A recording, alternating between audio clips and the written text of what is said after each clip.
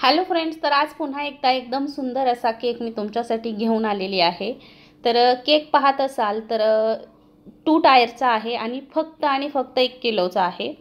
आता 1 किलोचे बेस मी कसे बनवले तर साधारणतः 400 ग्रॅम प्रेमिक्स घेतलं, ते पूर्ण मी मिक्स करून घेतलं। म्हणजे हा रसमलाई फ्लेवरचा केक आहे आणि पूर्ण प्रीमिक्सचं बॅटर रेडी झाल्याच्या नंतर एक 3 इंचाचं टॉल टीन घेतलं, जे की तुम्ही या अगोदर पाहिलं, आणि एक 6.5 इंचाचं टीन घेतलं।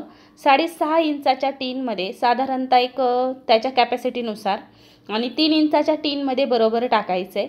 आता कसं असतं, जेव्हा आपण 2 टायरचे केक बनवतो तेव्हा खालच्या टियरचं वजन थोडं जास्त झालं तरी चालेल, पण वरचा टियर थोडासा कमी वजनाचा ठेवायचा। त्याच्यामुळे आपला केक जो आहे तर तो दबण्याचे किंवा खाली बसण्याचे चान्सेस होत नाहीत, अजिबात राहत नाहीत।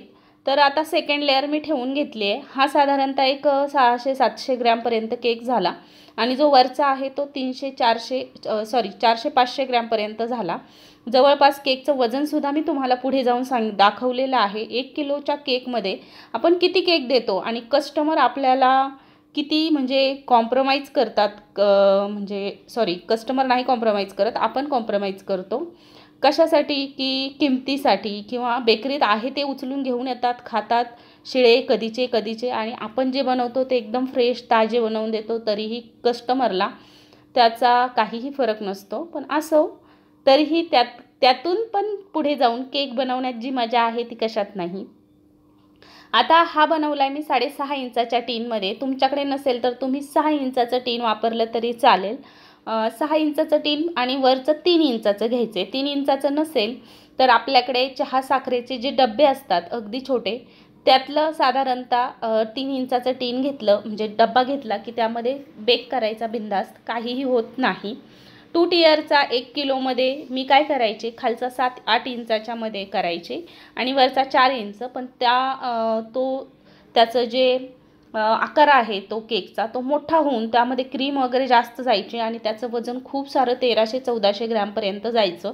मग आता मी काय करते, हे छोटेसे टीन घेते, यामध्ये वजन जवळपास जरी थोडं जास्त होतं, पण होम बेकर म्हटल्यावर तेवढं आपण वजन जास्त देऊ शकतो।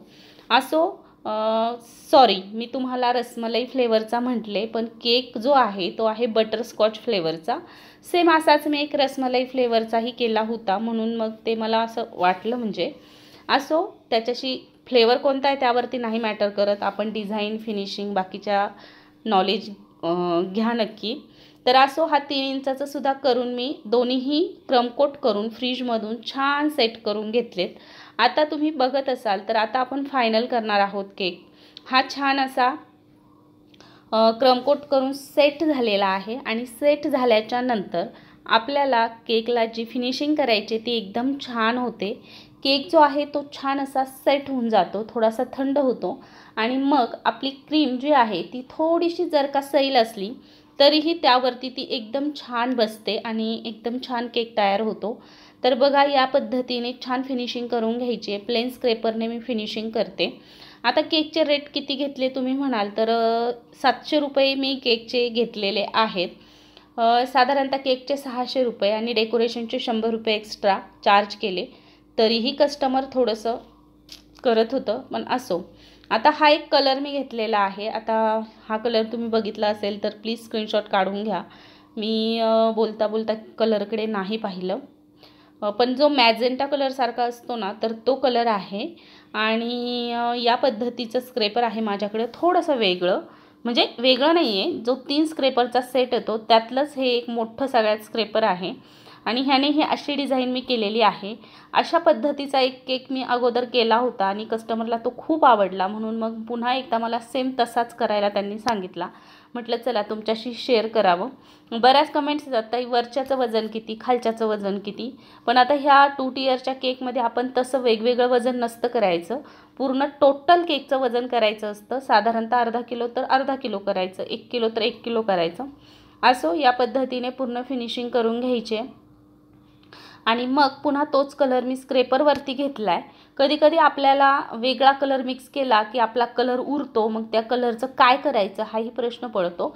त्यामुळे ही एकदम व्यवस्थित सिस्टम आहे। सरळ स्क्रेपरवरती घ्यायचं आणि या पद्धतीने पूर्ण केक जो आहे तो छान असा फिनिशिंग करून घ्यायचा किंवा कलर करून घ्यायचा आपल्याला जसा पाहिजे तसा।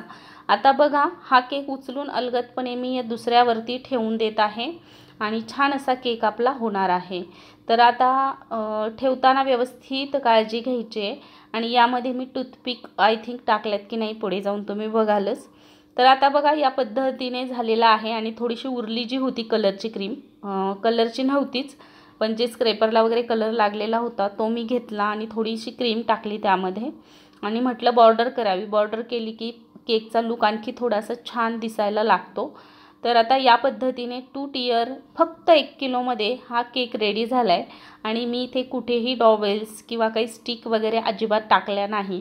केक माझ्यापासून फक्त 1 किलोमीटरवरती जाणार होता त्याच्यामुळे एवढं फारशी गरज नव्हती। सेट जर का छान झाले तर मग काहीही होत नाही। तर आता हे जे फॉग बॉल येतात तर हे मी टाकून लावून घेतलेले आहेत केकवरती आणि खूप छान केक रेडी होतोय। तुम्ही बघत असाल तर एकदम सुंदर झालेला आहे। एक बर्थडेचा टॅग लावलेला आहे आणि तुमच्यासमोर केक हजर आहे। एक काही बटरफ्लाय ठेवते आणि तुम्हाला मी पुढे जाऊन वजनसुद्धा करून दाखवेन। तर आता बटरफ्लाय ठेवल्याच्या नंतर आपल्याला नावसुद्धा केकवरती लिहायचं होतं। तर बर्थडे गर्लचं नाव होतं गार्गी। तर गार्गी नाव इथे मी लिहून घेतलेलं आहे। काही व्हाईट स्प्रिंकलर्ससुद्धा ॲड केलेले आहेत। बघा या पद्धतीने इथे तुम्ही कलर कॉम्बिनेशन कोणतंही वापरू शकता पण या पद्धतीचा केकचा आता सध्या फार ट्रेंड आहे। तर आता 1200 ग्रॅम आपला पूर्ण केक झालेला आहे। बघू शकता तुम्ही खूप सुंदर असा झालेला आहे आणि तुम्हालाही नक्कीच आवडला असेल आणि इतका क्यूट असा केक गार्गीसाठी मी बनवला। तुम्हाला कसा वाटला हे कमेंट करून सांगायला विसरू नका। जर आवडला तर एक पिंक हार्ट कमेंट बॉक्समध्ये नक्की द्या। अशाच एका नवीन व्हिडिओमध्ये लवकरच भेटूयात। तोपर्यंत